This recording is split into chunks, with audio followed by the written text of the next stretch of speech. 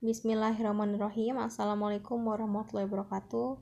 Yang saya hormati Ibu Ratu Mauladaniati MPD selaku dosen pengampu mata kuliah Geometri Analitik, dan taruh pula kepada teman-teman yang mudah-mudahan selalu dalam keadaan sehat walafiat dan selalu dalam lindungan Allah Subhanahu wa taala. Amin ya rabbal alamin. Saya Putri Triaprianti akan menjelaskan ya materi tentang luasan berderajat 2 di dalam geometri analitik ruang.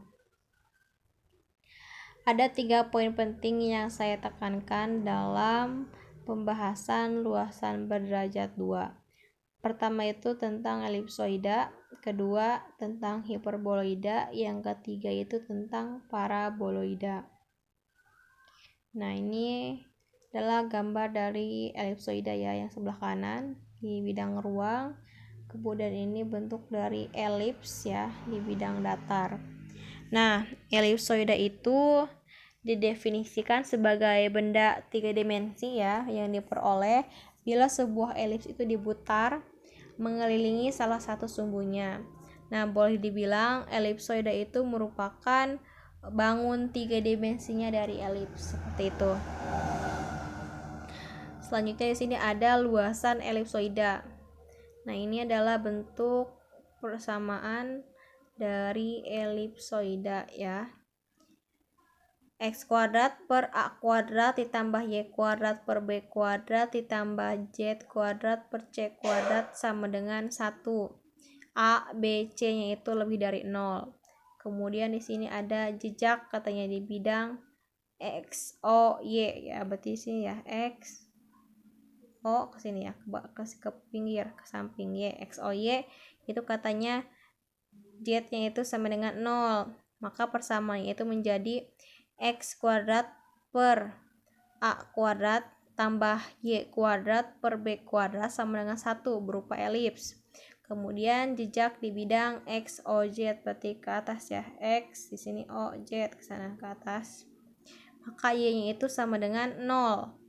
Maka persamaannya atau luasannya itu X kuadrat per A kuadrat ditambah Z kuadrat per C kuadrat sama dengan 1 berupa elips ya, sama. Kemudian ini yang terakhir jejak di bidang Y, O, Z ya, berarti sini Y, O ke sini, Z ke atas. Nah, itu katanya X-nya itu sama dengan 0. Maka persamaannya atau luasannya itu Z kuadrat per C kuadrat tambah Y kuadrat per B kuadrat sama dengan 1, sama berupa elips juga.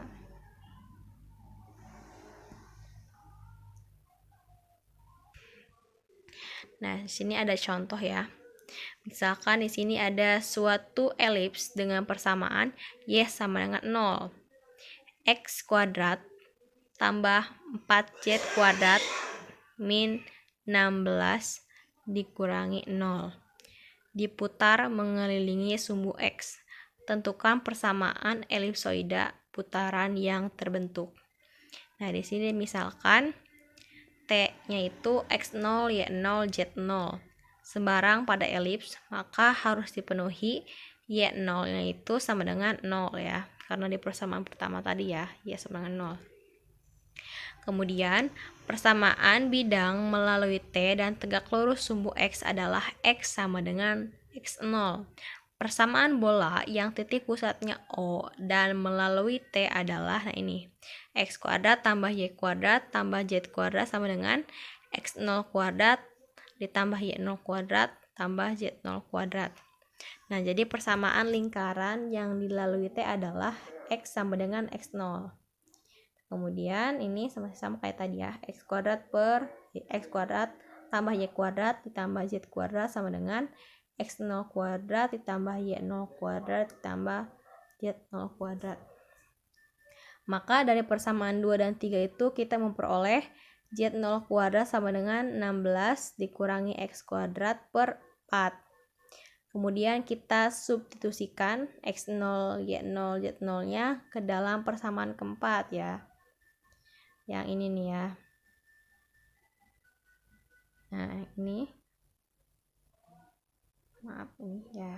Ini kemudian akan bentuk persamaan luasan yang terjadi yang ini ya, ke dalam persamaan 4, atau di sini x kuadrat tambah 4y kuadrat ditambah 4z kuadrat sama dengan 16. Nah, agar menjadi persamaan ya sama dengan 1, maka kita bagi ini menjadi 16, maka hasilnya x kuadrat per 16 ya ditambah y kuadrat tambah z kuadrat per 4 sama dengan 1. Nah, itu adalah hasilnya. Selanjutnya masuk ke hiperboloida. Di sini ada 2 ya. Pertama ada hiperboloida 1 daun. Nah, ini gambarnya bentuknya seperti ini. Yang kedua itu berbentuk hiperbola 2 daun ya. Oke. Yang pertama yaitu luasan hiperbolik per daun 1. Nah, ini gambarnya. Nah, ini adalah persamaannya. Nah, ini ya persamaan umum dari hiperbolik per daun 1, yaitu x kuadrat per a kuadrat ditambah y kuadrat per b kuadrat min z kuadrat per c kuadrat sama dengan 1. Kemudian ini bidang XOY ya. XOY z sama dengan 0, maka persamaannya atau luasannya x kuadrat per a kuadrat ditambah y kuadrat per b kuadrat sama dengan 1, maka berupa elips ya. Ya, yang kedua itu bidang XOZ y sama dengan 0, maka persamaannya itu x kuadrat per a kuadrat dikurangi z kuadrat per c kuadrat sama dengan 1, berupa hiperbolik. Bidang YOZ x sama dengan 0, maka persamaannya itu menjadi y kuadrat per b kuadrat dikurangi z kuadrat per c kuadrat sama dengan 1, berupa hiperbolik. Selanjutnya ini contoh dari hiperboloida berdaun 1 ya. Di sini katanya diketahui sebuah persamaan 4x kuadrat ditambah 9y kuadrat min z kuadrat sama dengan 36. Tentukan persamaan hiperbola 1 daunnya. Penyelesaiannya ini 4x kuadrat tambah 9y kuadrat min z kuadrat sama dengan 36. Kita bagi semuanya menjadi 36 ya. Maka hasilnya 4/36x kuadrat tambah 9/36y kuadrat min z kuadrat per 36 ya, sama dengan 36 dibagi 36. Nah, maka hasilnya itu persamaan yang terbentuknya yaitu x kuadrat per 9 tambah y kuadrat per 4 min z kuadrat per 36 sama dengan 1. Nah, ini adalah bentuknya ya. Nah, ini yang ini ya, seperti itu.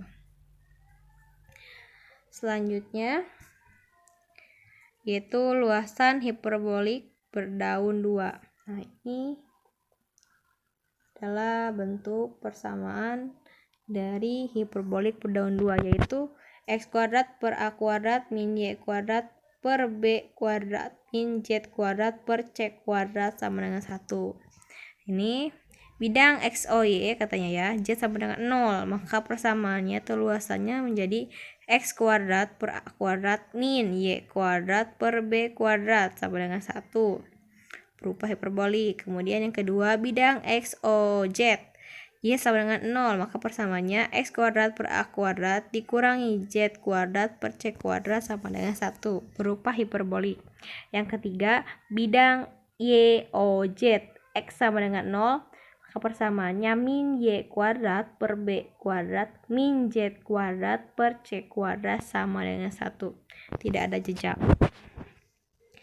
Selanjutnya yaitu tentang paraboloida. Nah, ini ada 2 ya bentuknya. Pertama ada bentuk paraboloida eliptik ya. Ini yang warna-warni ini. Bentuknya seperti ya kalau eliptik. Kemudian yang kedua ini ada bentuk paraboloida hiperbolik ya, seperti ini. Selanjutnya pembahasan pertama tentang paraboloida eliptik. Di sini katanya diberikan elips pada bidang X, O, Y dan parabola pada bidang X, O, Z. Masing-masing dengan persamaan. Nah, ini persamaannya. Z sama dengan 0. Maka X kuadrat per A kuadrat tambah Y kuadrat per B kuadrat sama dengan 1. Atau di sini Y sama dengan 0, X kuadrat sama dengan 2PZ. Nah, elips ya yang terletak pada bidang X, O, Y digerakkan dengan aturan pertama, bidangnya itu selalu sejajar dengan bidang X, O, Y. Kemudian yang kedua, titik pusatnya tetap pada sumbu Z. Yang ketiga, dua dari puncaknya selalu terletak pada parabola yang terletak pada bidang X, O, Z. Yang keempat, itu elips tetap sebangun dengan elips yang digerakkan. Nah, maka luasan yang terjadi dapat ditentukan sebagai berikut. Misalkan di sini elips pada bidang X, O, Y yang diberikan yaitu Z sama dengan 0, X kuadrat per A kuadrat tambah Y kuadrat per B kuadrat sama dengan 1. Digerakkan sehingga terletak pada bidang Z sama dengan lambda. Dan setengah sumbu-sumbunya adalah X0 sejajar dengan sumbu X ya, berarti di sini Y0 juga sejajar dengan sumbu Y. Sesuai dengan aturan 1, 2, dan 3, maka titik X0, 0 dan lambda memenuhi. Nah, di sini Y sama dengan 0. Kemudian X0 kuadrat itu sama dengan 2P lambda. Sesuai dengan aturan 1, 2, dan 4, maka X0 itu menjadi A ya, Y0 itu menjadi B. Sehingga X0 kuadrat per Y0 kuadrat sama dengan A kuadrat per B kuadrat. Atau juga bisa ditulis dengan Y0 kuadrat per B kuadrat per A kuadrat X0 kuadrat. Nah, maka di sini Y0 kuadrat sama dengan B kuadrat per A kuadrat 2P lambda ya. Karena diganti ya, di situ kan XO kuadratnya itu kan jadi 2P lambda. Nah, jadi persamaan elips yang terletak pada bidang Z sama dengan lambda tersebut adalah Z sama dengan lambda X kuadrat per X0 kuadrat ditambah Y kuadrat per Y0 kuadrat sama dengan 1. Atau juga bisa ditulis dengan Z sama dengan lambda X kuadrat per 2P alpha tambah Y kuadrat per B kuadrat per A kuadrat 2P lambda sama dengan 1. Maka secara eliminasi membentuk persamaan X kuadrat per A kuadrat ditambah Y kuadrat per B kuadrat sama dengan 2P per A kuadrat Z. Nah, selanjutnya yaitu ada contohnya. Katanya di sini diberikan elips dengan persamaan Z sama dengan 0. X kuadrat per 25 ditambah Y kuadrat per 16 sama dengan 1.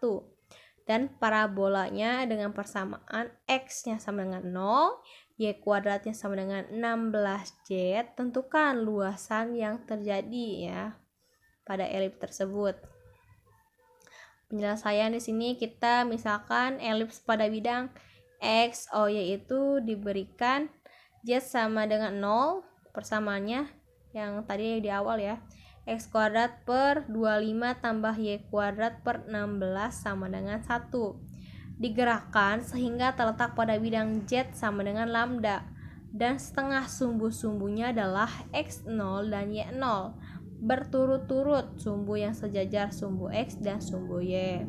Nah, karena memenuhi aturan A, B, dan C, maka titik 0, Y0, lambda terletak pada elips sehingga memenuhi X itu sama dengan 0, Y0 sama dengan 16Z. Karena aturan A, B, dan D, maka dipenuhi X0 sama dengan A, Y0 sama dengan B. Kemudian dimana di sini katanya A itu sama dengan, maaf nih,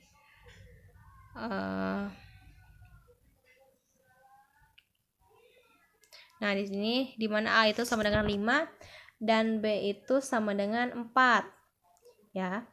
X0 per Y0 sama dengan 5 per 4 atau X0 kuadrat per Y0 kuadrat sama dengan A kuadrat per B kuadrat X0 kuadrat per Y0 kuadrat sama dengan 25 per 16. Sehingga di sini X0 kuadrat sama dengan 25 per 16 dikali Y0 kuadrat. Kemudian X0 kuadrat sama dengan 25 per 16 dikali 16 lambda ya. Nah, setelah itu jadi persamaan elips yang terletak pada bidang Z sama dengan lambda tersebut adalah Z sama dengan lambda ya. Maka X kuadrat per A kuadrat ditambah Y kuadrat per B kuadrat sama dengan 1. Nah, ini ya bisa dilihat persamaannya, uraiannya yang ini. Nah, setelah itu di sini agar menjadi ini ya lambda ya, maka dikalinya di sini bisa dicoret gitu ya, ini kurang lebih seperti itu. Hasilnya di situ menjadi X kuadrat per 25 ditambah Y kuadrat per 16 sama dengan lambda ya. Terus kemudian lambdanya diganti jadi Z lagi. Oke, selanjutnya nah ini masuk ke parabola hiperbolik ya. Nah, di sini dimisalkan hiperbola yang digerakkan terletak pada bidang X, O, Y dengan persamaan Y kuadrat per B kuadrat min X kuadrat per A kuadrat itu sama dengan 1. Dan garis arahnya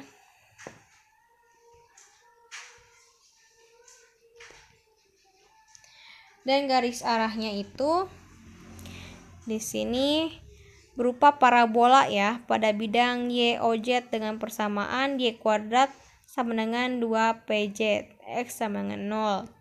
Misalkan hiperbolanya itu digerakkan sehingga terletak pada bidang Z sama dengan lambda dan setengah sumbu-sumbunya itu sejajar dengan sumbu Y dan Z berturut-turut adalah Y0 dan Z0.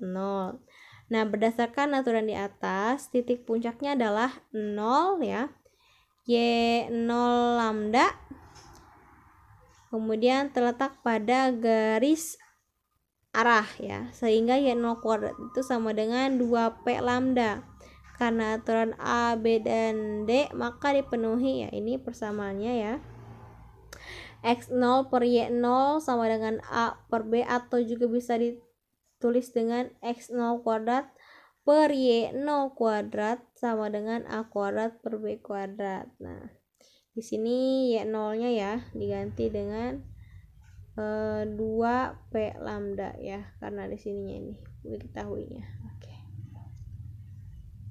Oke, selanjutnya di sini adalah min X kuadrat per A kuadrat ditambah Y kuadrat per B kuadrat sama dengan 1 ya. Bisa teman-teman lihat di sini. Nah, ini. Nah, maka membentuk persamaan ini. Y kuadrat per B kuadrat min X kuadrat per A kuadrat sama dengan 2P per B2Z. Ini adalah persamaan dari paraboloida hiperbolik. Nah, di sini ada contohnya nih. Diberikan katanya di hiperbola dengan persamaan Y kuadrat per 16 dikurangi X kuadrat per 9 sama dengan 1, Z sama dengan 0. Dan parabola dengan persamaan Y kuadrat sama dengan 8Z, X sama dengan 0. Tentukan luasa yang terjadi bila Y kuadrat per 16 dikurangi X kuadrat per 9 sama dengan 1, maka Z sama dengan 0 ya.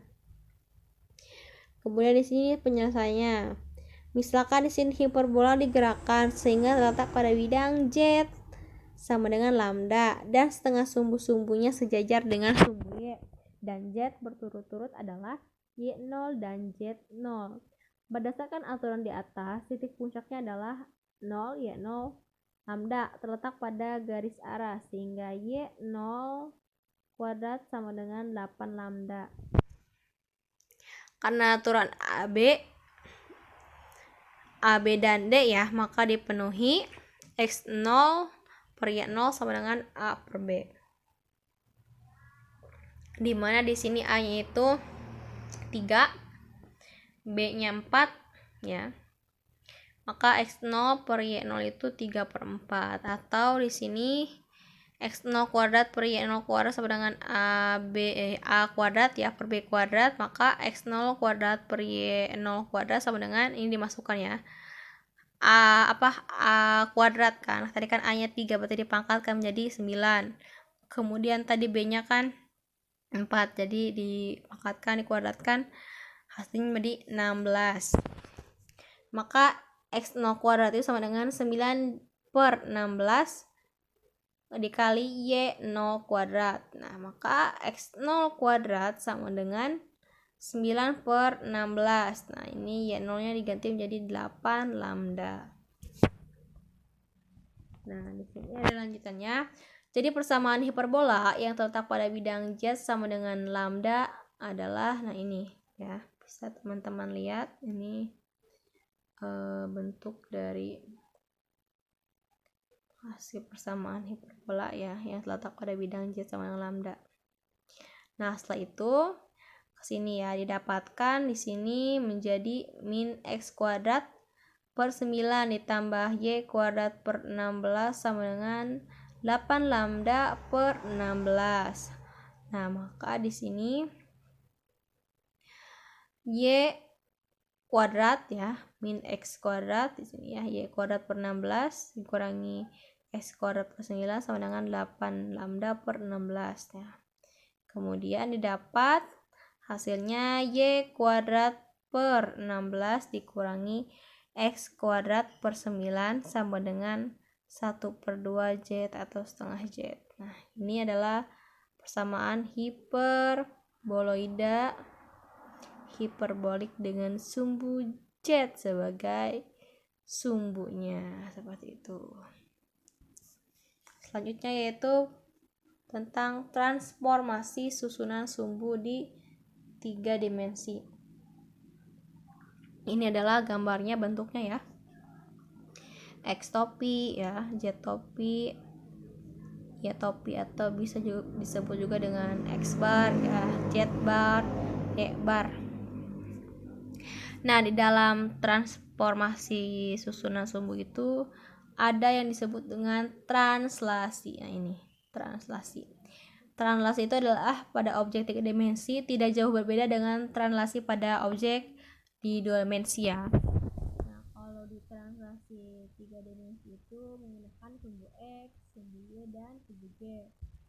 Nah, translasi itu berfungsi untuk menggeser benda dari suatu posisi awal menuju posisi baru sesuai dengan keinginan penggunanya. Ini adalah bentuknya dalam bentuk matriks ya, ini ordonya 4 kali 4 ya, atau terdiri dari 4 baris dan 4 kolom. Nah, ini jadi ini menggunakan matriks ya. Nah, ini ya, itu ada TRX berarti translasi X, TRY berarti translasi Y, TRZ translasi Z. Nah, gitu. Yang kedua ada yang disebut dengan skala. Nah, skala itu pada benda 3 dimensi tidak jauh berbeda juga dengan transformasi di 2 dimensi. Nah, skala itu berfungsinya untuk memperbesar juga bisa memperkecil benda atau objek ya, sesuai dengan ukuran atau keinginan penggunanya. Nah, ini bentuknya dari skala ya, sama membentuk matriks ya, berukuran 4 kali 4. Nah, ini bentuknya seperti ini ya, kalau ini mah ya.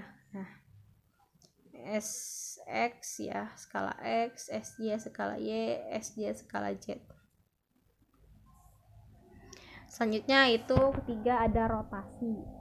Nah, rotasi itu di sini berbeda katanya dengan rotasi 2 dimensi yang menggunakan titik pusat 0,0. Sehingga pusat perputarannya itu rotasi pada benda atau objek 3 dimensi itu menggunakan sumbu koordinat sebagai pusat perputarannya. Nah, kemudian di rotasi itu ada kan tiga sumbu, berarti ada 3 koordinat ya, maka dia ada 3 macam rotasinya. Sama ada rotasi ini sumbu X ya, ini sumbu X. Nah, ini bentuknya seperti ini, kosin, min sin, kos. Nah, ininya.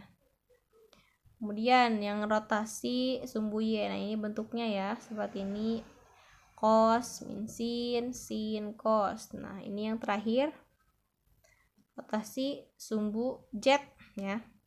Itu bentuknya seperti ini ya. Oke. Selanjutnya kita masuk ke dalam pembahasan atau contoh soalnya. Nah, ini masih ini ya. Di sini katanya transformasi 3 dimensi itu sifatnya tadi ya, ordo 4x4 atau ukurannya 4x4. Nah, ini bentuk umumnya matriks ini. Maka di sini katanya X Q X Y Z 1 sama dengan A ya, kemudian X Y Z 1 nya dikali matriksnya, nanti dikali sama matriksnya yang ini gitu ya.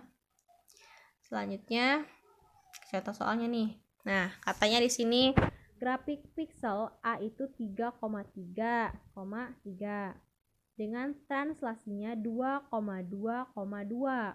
Tentukan juga dengan skala rotasi sumbu X, Y, dan Z ya, dengan sudut 90 derajat. Berarti di sini ada 3 pertanyaan ya, menggunakan translasi, kemudian menggunakan skalar, dan menggunakan rotasi sumbu ya, yang sudutnya itu 90 derajat. Nah, ini gambarnya ya, hasil perhitungan yang saya buat kurang lebih seperti ini.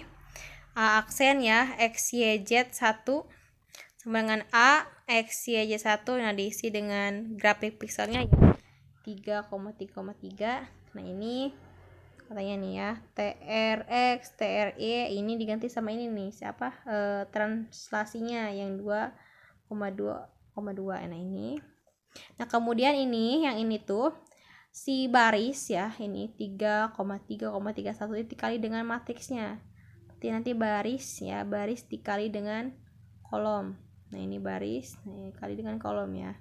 Mungkin teman-teman juga sudah pernah belajar ya tentang matriks, jadi sudah paham kurang lebih seperti itu. Nah, ini hasilnya adalah 5551 atau yang kita gunakan hanya 3 sumbu, berarti cuma 5,5,5. Ini hasil akhirnya yang ini. Nah, ini baru yang translasi ya. Selanjutnya itu skalar. Oke. Nah, ini skalar ya, sama ininya menggunakan titiknya ya, sama ya, ini baris dikali kolom. Nah, kemudian ini hasilnya yang ini ya. Jadi 6,6,61 yang digunakan hanya 3 sumbu yang ini. Sumbu X-nya 6 ya, Y-nya 6 dan Z juga 6. Itu menggunakan skalar. Nah, ini bentuknya kayak gini nih, kan? Bawah kayak gini ya. Oke. Selanjutnya yaitu rotasi ya di sini ya, rotasi. Oke. Nah, di sini pertama ada rotasi X ya dengan sudutnya 90 derajat. Nah, nanti ini nih yang kosin min sin ini diganti sama ini si sudutnya 90 derajat. Cos 90 kan 0, kemudian sin 90 kan 1.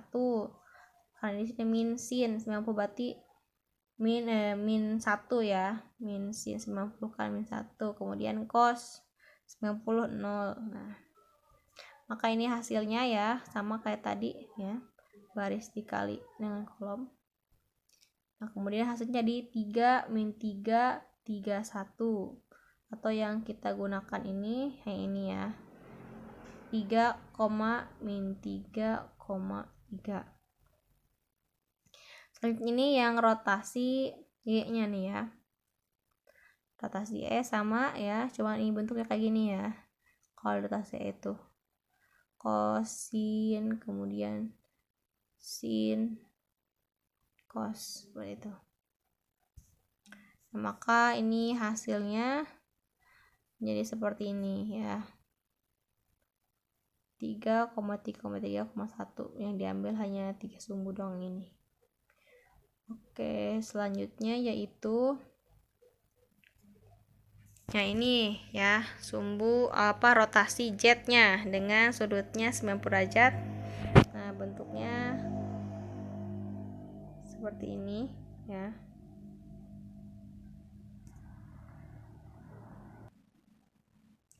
Ini bentuknya seperti ini ya. Nah, ini di sini di atas ininya cos sin min sin cosnya. Maka didapat nah seperti ini. Min 3, 3, 3, 1 atau ini min 3,3,3. Nah, kesimpulannya di sini katanya ya. Jadi rotasi X dengan sudut 90 derajat itu adalah 3,-3,3.